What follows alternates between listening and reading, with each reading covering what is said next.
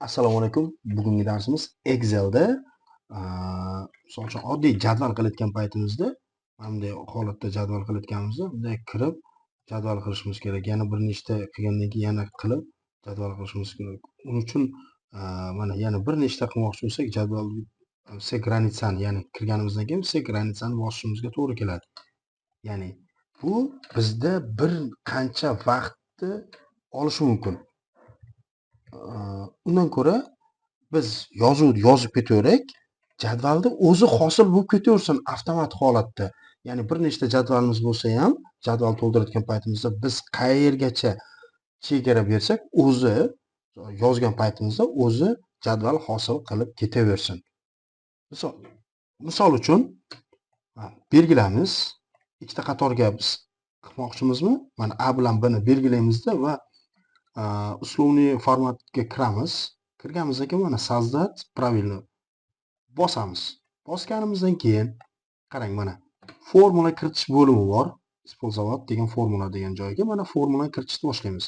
Ya'ni A1 qatorda, mana A1 qatorda, ya'ni mana yerda dollar belgichasi ko'rinib turibdi. Shuni o'chirib qo'yasiz, bo'ldi. A1 qatordan boshlab jadval qilishni boshlayapmiz. Ya'ni endi format bo'limiga o'tasiz.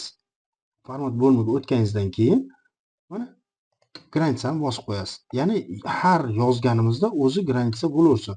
Granitsani turlarini o'zingiz to'g'rilashingiz mumkin, ranglarini qilishingiz mumkin, har xil holatlarda qilishingiz mumkin. Xohlasangiz shriftlarini ham to'g'rilab qo'yishingiz mumkin.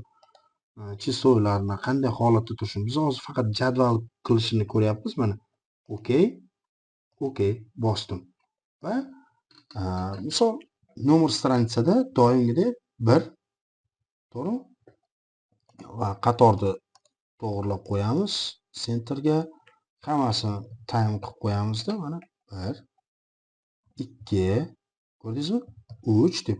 Umuman aytganda, tartib raqamni qo'ygan paytimda o'zi avtomatik holatda granitsani chizib ketyapti. Demak, bugungi Excel darsimizni qisqa shundan iborat. Sog' bo'lasizlar. Keyingi darslarda ko'rishguncha.